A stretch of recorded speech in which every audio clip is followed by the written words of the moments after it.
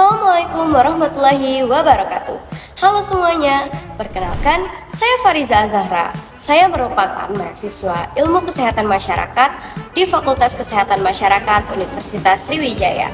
Saya berasal dari kelas A angkatan 2023. Pada video ini, saya akan membahas mengenai salah satu tokoh pemimpin yang sangat berpengaruh dalam bidang kesehatan masyarakat. Tokoh ini patut kita teladani mulai dari caranya memimpin dan semangatnya yang membara.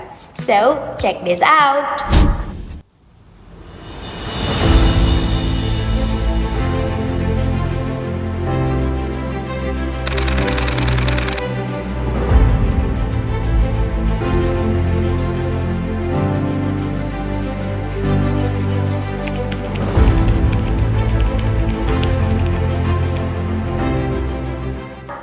Pada tahun 1960-an, Indonesia menghadapi tantangan besar di bidang kesehatan. Penyakit menular seperti malaria dan diare masih merajalela. Fasilitas medis terbatas hanya di kota besar, dan sebagian besar rakyat di desa belum pernah merasakan layanan kesehatan dasar. Di tengah situasi itu, muncul seorang pemimpin visioner yang mengubah arah pembangunan kesehatan bangsa. Dialah Profesor Dr. Gerrit Agustinus Siwabesi. Tokoh yang meletakkan dasar sistem kesehatan nasional modern. Gerrit Agustinus Siwabesi lahir di Uluth, Saparua, Maluku pada tanggal 19 Agustus 1914. Pada tahun 1931, ia selesai menempuh pendidikan di Mulo, Ambon. Selanjutnya, ia menempuh pendidikan dokter di Netherlands Indies Art and School melalui beasiswa. Setelah diberikan surat tanda bukti keahlian sebagai ahli radiologi, ia mendapatkan beasiswa untuk melanjutkan studi di London University. Hingga pada tahun 1966 sampai 1978, ia menjadi Menteri Kesehatan Indonesia. Selama masa jabatannya, ia telah mendirikan puskesmas, asuransi kesehatan, KB, yayasan kanker, dan lainnya. Sebagai pemimpin, Profesor Siwabesi dikenal tegas, ilmiah, dan berorientasi pada rakyat kecil.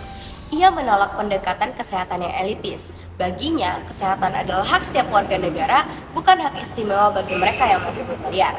Kepemimpinannya mencerminkan nilai disiplin, tanggung jawab, dan empati sosial. Ia juga sangat rasional, di mana setiap kebijakan selalu didasari data ilmiah, namun tetap mempertimbangkan kondisi sosial masyarakat di lapangan. Kombinasi antara kepemimpinan moral dan pendekatan ilmiah inilah yang membuatnya dihormati hingga kini. Salah satu terobosan terbesar Profesor Siwabesi adalah pendirian Pusat Kesehatan Masyarakat atau Puskesmas pada tahun 1974.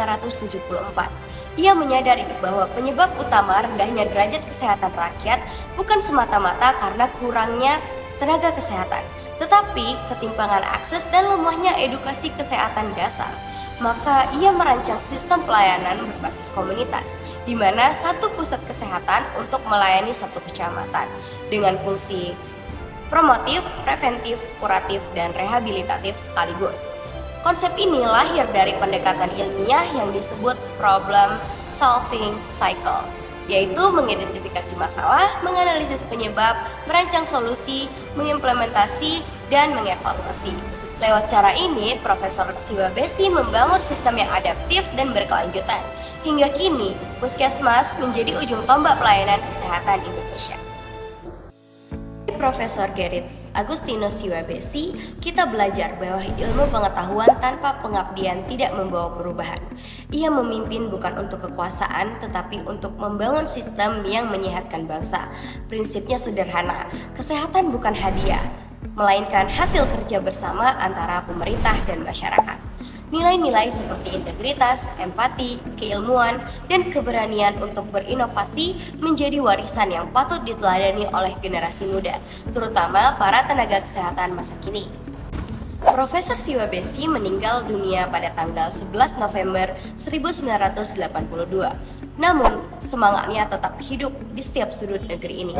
Setiap kali masyarakat datang berobat ke puskesmas, setiap kali tenaga kesehatan mengabdi di daerah terpencil, di sanalah nilai-nilai perjuangan beliau terus berdenyut.